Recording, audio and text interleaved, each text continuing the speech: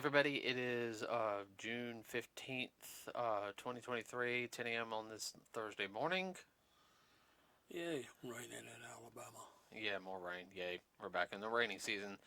Okay, talk about numbers real quick, everybody. So, Super Mario Brothers right now is at, and this is worldwide, I'm not going to do domestic or international anymore, is 1,315,730, no, 1,315,733,370. That's good. Gee, that's a whole lot of money. Yeah. So I think it might get to 350, maybe before it gets out of theater.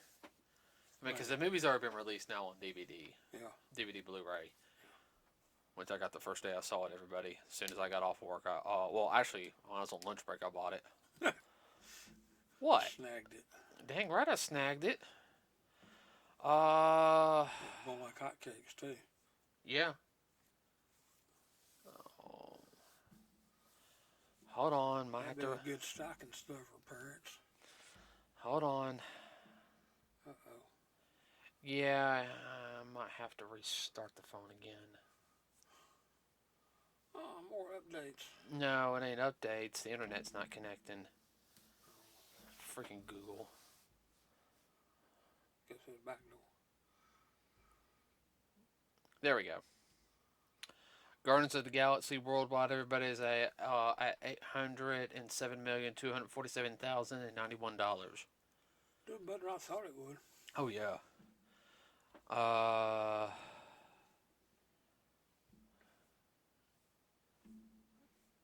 Spider-Man Across the Spider-Verse is at 320,240,982.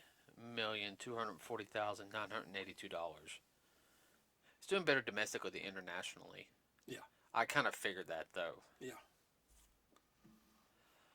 Now this one we just saw everybody, which we're talking about today.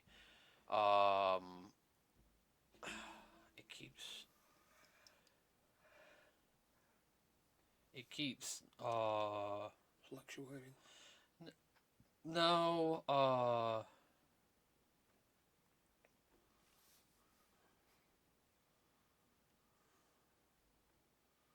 Gotta love the rain. It does wonders for your internet.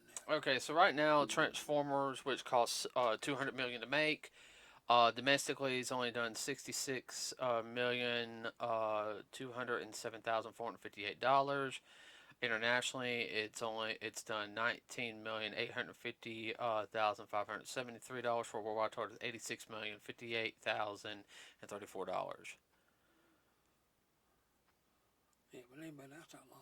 Nuh-uh, and it's competing with Spider-Man and Guardians, so I mean that's not that bad. No. You'll be compete with Flash next week. I give it by fourth for it to reach 2 million at the latest. Yeah.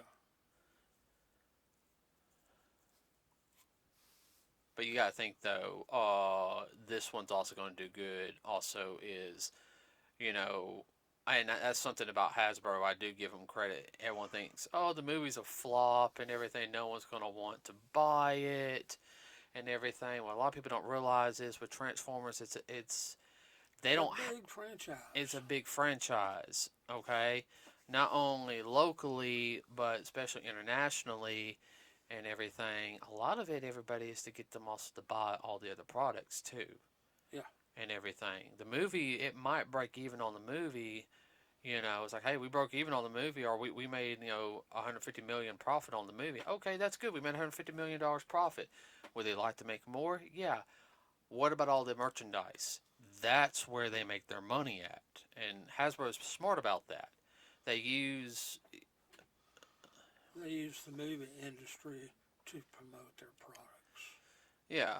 And I mean, like, you got Disney, and I know Disney makes money on some of their other products, but they do and they don't. Like, if that makes any sense. Yes. Uh, but anyway, we saw Transformers Rise of the Beast yesterday. Well, not yesterday, Tuesday. everybody, in IMAX 3D. It was worth it. That's the only way to fly that movie. Yeah, Most of them, they're in 3D. You need to see in 3D. yeah, There's a reason for it. yeah. They know better. Uh-huh. Let's see. I saw the first one in theaters. Yeah. Because you didn't think it was gonna be that good, and plus that you were spending the day with Roger and Mary Alice. That came out 4th of July, and I went with some friends to go see it. And then I saw the second one 2 times. I saw one normally, and then two we were off a week, and we saw it in the IMAX Dome. Yeah. We missed the third one and fourth one. Yeah. And then we finally saw the last night in IMAX 3D. Yeah. So then we saw Bumblebee just in regular 3D because it wasn't in IMAX.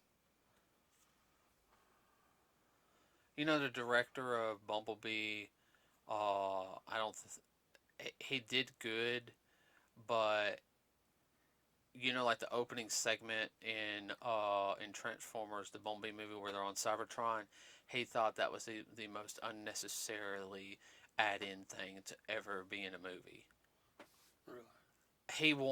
He basically wanted to make another Short Circuit's what he was trying to make in a lot of ways. That's why I kind of got a feeling.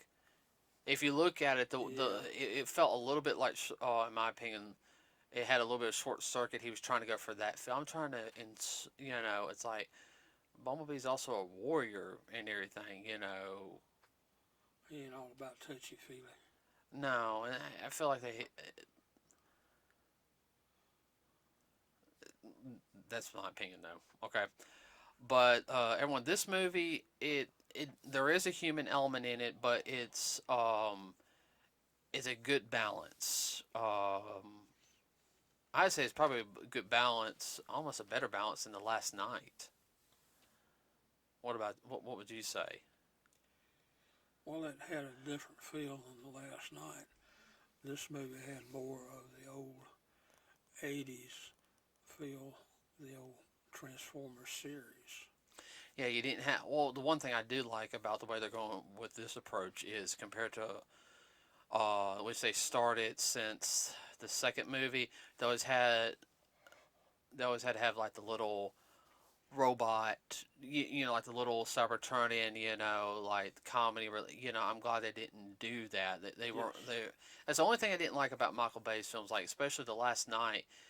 Like they had that girl. She just made that one appearance, and then she was kind of there the whole time. You had to bring heart into the. And I was like, okay, she was actually the most useless character, and she didn't have much screen time compared to the other two.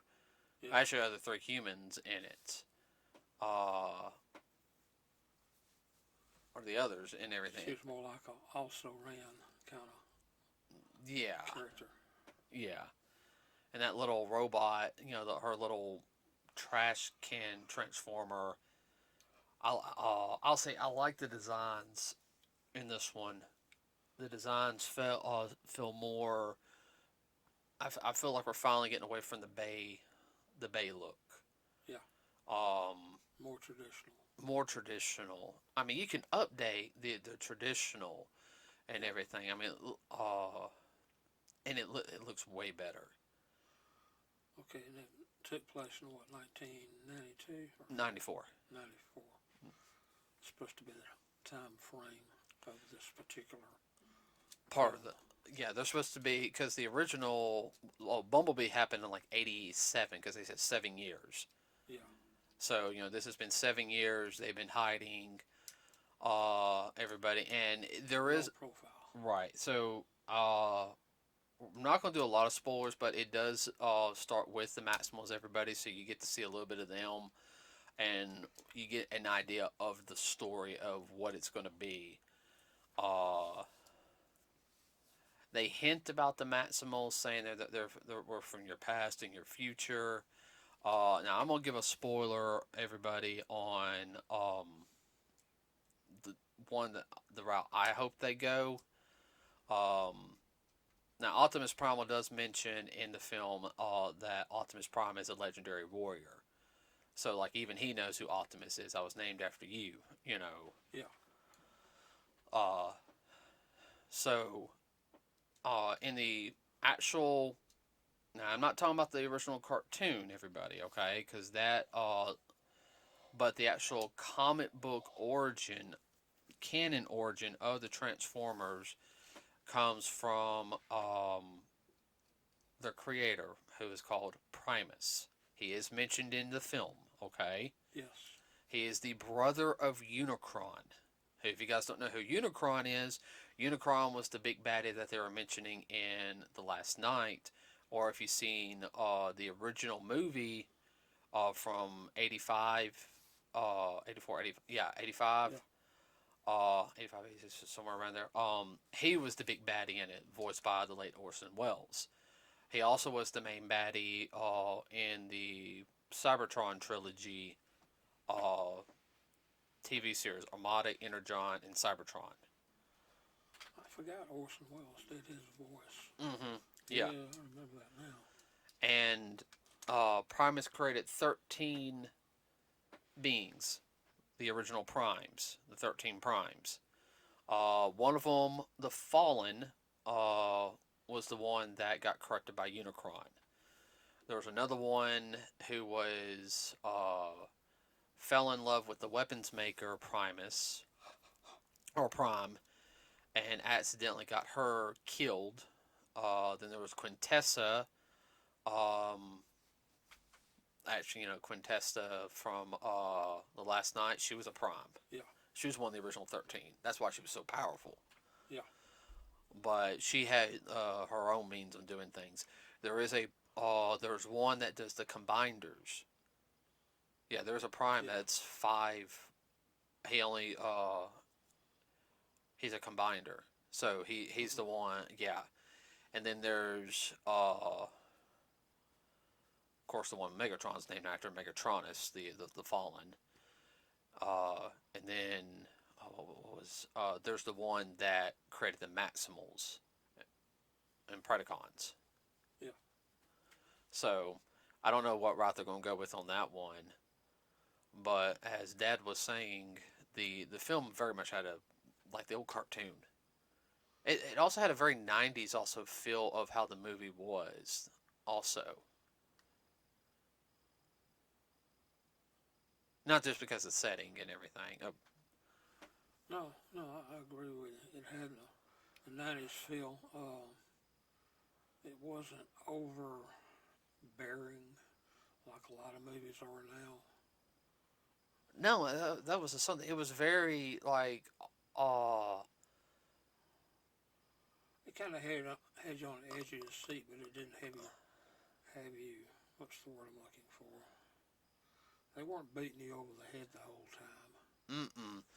One thing I'll say about the opening scenes with when they're introducing the human characters, uh, it was very realistic, especially if you. You okay? Yeah. You're yawning a lot.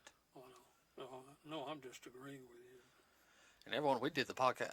We're recording this podcast way early. It's actually the afternoon for us when we're recording this. But um,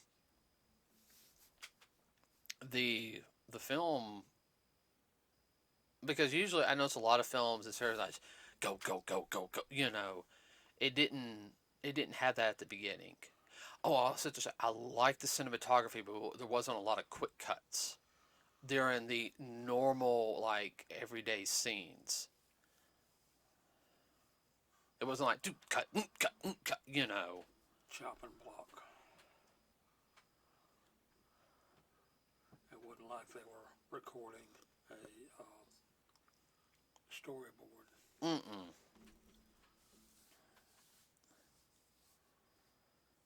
It flowed better. That's the word you're looking for. No, it did flow. Of course, it was placed in New York. Everybody, you're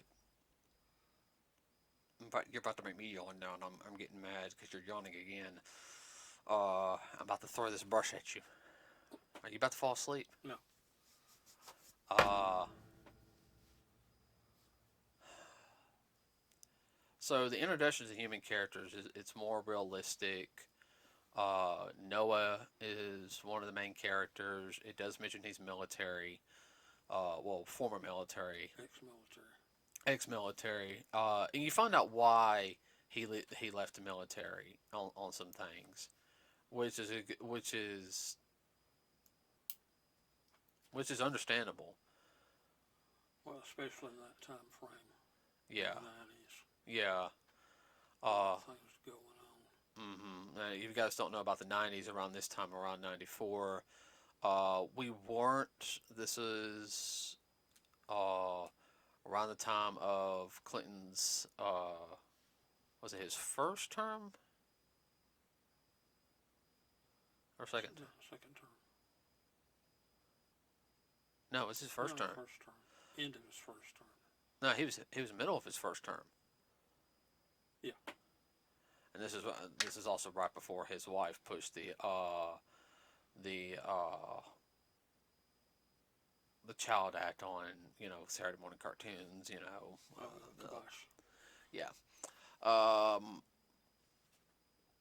But there was a lot going on. The country was doing good, everybody, but there was a lot of unease on certain things, and it dealt with, and it really didn't it do partially with the housing market. I think was part of the issue. No, that was 6 years later. Okay. Just started.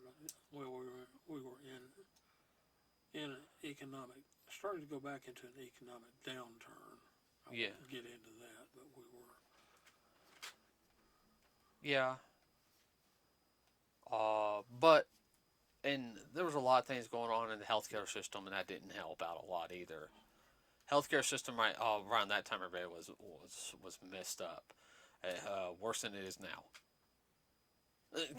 That's really saying something too, isn't it? Well, yes and no, but that's another issue. Oh, felt good to me. But when you get introduced to the Autobots, and it's very realistic. You get introduced to Mirage. Now I know a lot of people wanted Jazz in the film, but I think Mirage fit well. I'm hoping maybe they'll bring Jazz in on the next film. Yeah. Now the one thing I will say is Mirage. He's typical Mirage. Well, in the original series, he was a little more what you would call maybe like an introvert in a sense. Yeah. So they updated his character a little bit, which that's fine. I am glad they did that. Now you notice when he's like, "Hey, I can change any different vehicles instead of being a Porsche," which technically is what I want to say is what Jazz was in the original. Yeah. You notice he went to that IndyCar design. Yeah. Real quick. Now you know that was his original car in the cartoon, so. Yeah. A lot of nuances on the original series. Bumblebee looks like Bumblebee. I mean, he can't speak. I think Bay's ruined that now. He'll always Bumblebee will always be a silent character from now on in the movies. He'll never find his voice. Yeah. I'll say I like the design of RC. They slimmed her character up compared to her when she was on Cybertron, because Cybertron she looked a little more buff, but I know that was armor because they had a little more armor on. Her design was good, especially compared to her first introduction in the Bay films, because that design was that was horrible. And Optimus Prime's design just will blow you away. Everyone, if you love the way he looked in the original cartoon, it looks like the cartoon. This is the Optimus Prime design. We want it. Yeah. And they get the transformations right too. Like Optimus actually transforms like you saw him in the cartoon transform or the toy, which is really cool.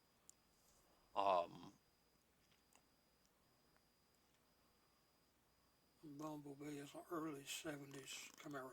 Mm-hmm. With big wheels. Yeah, with big wheels. Yeah. Now, the Terracons, everybody. You got Scourge, which you guys know Scourge has been known. Everyone thought he would be Nemesis Prime. An alternate version of Optimus Prime. No, Mm. I will go ahead and spoil that for you guys. It's not an alternate version of Optimus Prime. But the name Scourge has been used for various reasons. There was Scourge from the original series, which he was leader of the Sweeps.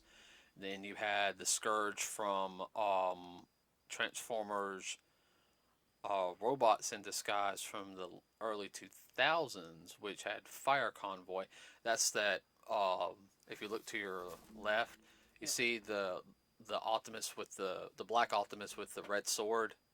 Yeah. That's Scourge. Okay.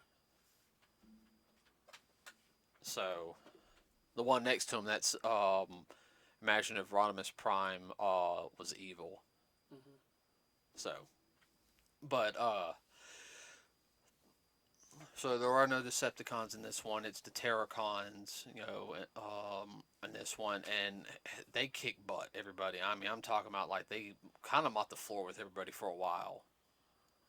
It's not like the Bay film Decepticons, where they could easily fall apart. No, I mean these villains, they're tough. I mean they know how to fight. They know how to. They ain't a bunch of wusses, that's for sure. Uh-uh. They get down and dirty. Uh-huh. They have a lot of street thuggery on them. Yeah, they did. Um, I have to say the what? Go ahead. They actually classify them as terrorists. Yeah, no, they were. I can't remember what the second one was. The big one. Which one I'm talking about. Yeah. But the other one, there's a female one, and she is called Nightbird. And if you guys know, Nightbird in the original cartoon was a robotic ninja that was created by a Japanese scientist, and she got corrupted by Megatron and everything. She's in it, so this is a new version of her. Her design was good because I said the Terracons, everyone they have their own unique look. And then you got the Maximals when they appear. The way they introduce them is very, very well. I'm trying not to spoil anything, and I'm trying to keep from throwing this little soft brush at my dad because he keeps yawning. Sorry about that. I'm gonna have to say everything leading up in the film.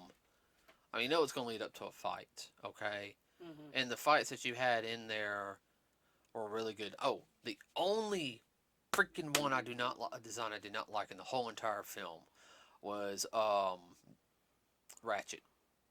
Ratchet. I hated Ratchet's design.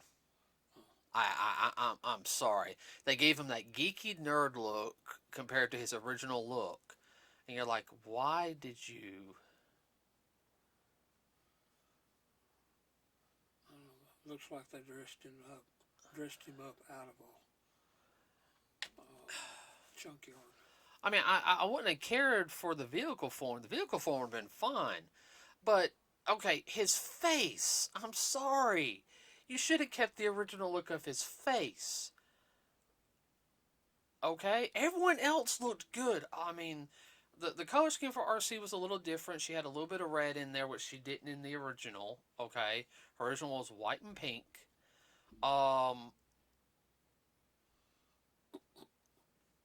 But Pink Ranger. yeah, I know. I know exactly what you're going to say with that. I mean, they changed her design up different, but it looked good, okay? His is like, oh, here's Jazz, and all of a sudden you're just kind of, what the crud? Where'd they find this reject at? Bingo! Excuse me. Sorry. Yeah, you kind of saw it. You kind of wonder, like, where'd this come from? So, This can't be an Autobot. yeah. But everything leading up to the final battle, everybody, it's very much. I promise you, this is probably the most yawningest one because he will not. Why are you yawning so much? I don't know. Every 5 seconds. I don't know. and get a move Wish around. I did. I'd quit. No, the final battle Let's scoot up a little bit more. was awesome. Oh yeah, the way they set up everybody. Yeah. Now there wasn't. I will say that there was not the Michael Bay slowdowns like the ooh all over it. There was like one or two, but if you saw the slowdown, it's like okay, It fit. it fit. There wasn't as many. Now there were some explosions, yes, but they were not Michael Bay useless explosions. Nothing against Michael Bay. Okay, I know what he was going for the original Transformers films. Yeah. Okay, all right, and that's fine. It worked for those films. It would not have worked for these films. No. It wasn't just blasting in this one. I mean, they did a lot more hand-to-hand combat in it. Yeah, they get out their weapons and they go at it. Well, I like it. Prime actually pulled his axe out, in this one, Yeah. and that was nice because in the other films, I know he has the swords, yeah, but he never really pulled. I mean, it was nice having him actually not just his arm turning into an axe, like he actually pulled his axe out to. Hack and slash. Mm-hmm. Yeah, and they weren't blasting each other with blasters all the time. They were getting down and dirty with their hand weapons. Mm-hmm. Everything. Everyone, and I'm trying not to spoil it, but I mean everything fit in it. I mean it to me, like I said, it had heart in it. Like you could tell these people who worked on this film were Transformer fans. Yeah. I mean I mean like Bumblebee. Act of love. Bumblebee was good. Don't get me wrong. Okay. Oh, yeah. This film is, to me, in my opinion, I still wish we still had that ending to after the last night. That's a story for another day. But this one, I would have to sit there and say is probably the best live-action animated Transformers film.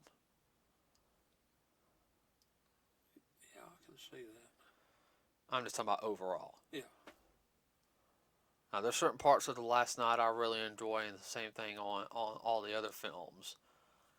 I will say though, the ending it was a perfect setup.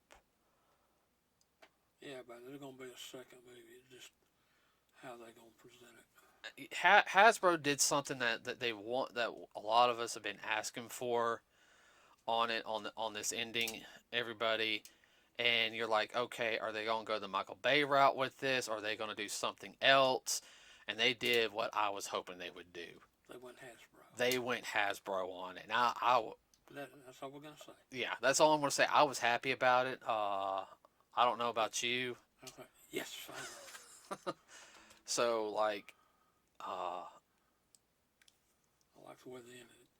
Actually, the way they set the end set up, you looking at minimum of two, maybe three movie offshoots. here's the whole thing is though. Do you know there's some live action Paramount series coming out? Yeah. Okay, and I think they're setting it in that time frame, so I think it's all going to build. Yeah. So yeah, I'm sorry, and I don't think Hasbro's going to be like Disney and not release stuff on DVD, Blu-ray, Yeah. So anyway, I think they're better marketers than that. well, yeah, Hasbro's been around for a long time. Yeah. Here's the funny thing: is Hasbro gets money from Disney too. Yeah.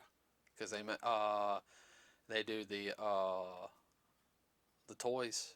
Yeah. So I mean, Okay. but everyone, if you get a chance, go see Transformers. It's really good. I do know Peter Cullen said this is probably his favorite of the live action Transformers movies. Yeah. To do the voiceover, he said it felt more genuine when he did it compared to the other films. It felt more like the real deal. Right. And like of course he said he's eternally grateful. Like he said, I love meeting every fan of Transformers. So Rise of the Beast, everybody really good. I do see the Maximals making more of an appearance in it, big because there's an alliance. I do see more villains popping up. Like this is just the start. Yeah. So with that being said, everybody, I give it. Oh, let's see. Yeah, I definitely give it a thumbs up. Oh, definitely. If you've seen Transformers Rise of the Beast, everybody, let us know what you think in the comments section below, or let us know what you think on our Facebook page. It's definitely a good one to go see. Family friendly. You don't have to worry about anything. Yeah, like I'm gonna admit, I enjoyed Spider Verse. I really did. Yeah. Uh, but I think I enjoyed this movie more than Spider Verse. Like I Yeah. really enjoyed Spider Verse, but to me, that's one you need to sit there and really just, you know, Yeah. You really have to crank your brain up before you see it. yeah. But this one, I just felt like you could pop it in and just enjoy it. This is a good old fashioned Saturday afternoon main movie at the matinee, or what when I was growing up we used to call a summertime movie at the movie house. Yeah, I mean, I want more films like this. Don't have to be super artsy and all this be death defying. Just give people a good story and keep them entertained. That's all they want. Yeah. This was a perfect example of an escapism movie. Yeah. You don't have to spend $10 billion to make a decent movie. Yeah. Um. So with that being said, everybody, uh, we will see you next week, and we will talk about the Flash. Uh, don't get me wrong, we're looking forward to seeing it. Only because Michael Keaton. Uh, that's about the only reason why. Uh, You're wrong. what? Why? Oh, I know. Oh, come on. When we actually saw the little bit of scene, besides, we knew Michael Keaton was going to be in it, okay? Yeah. But when we actually saw him, he was actually going to still be Batman, and they had him doing stuff. And not just one little thing, Just a cameo. not just a cameo. Yeah, Dad was like, okay, we're going to go see it now. Only reason we're going to see it is because of Michael Keaton. Uh, so with that being said, we will do a review of that film, everybody. And then we'll be back to normal podcast stuff the following week because we'll be done with movies for a while. Uh, Uh,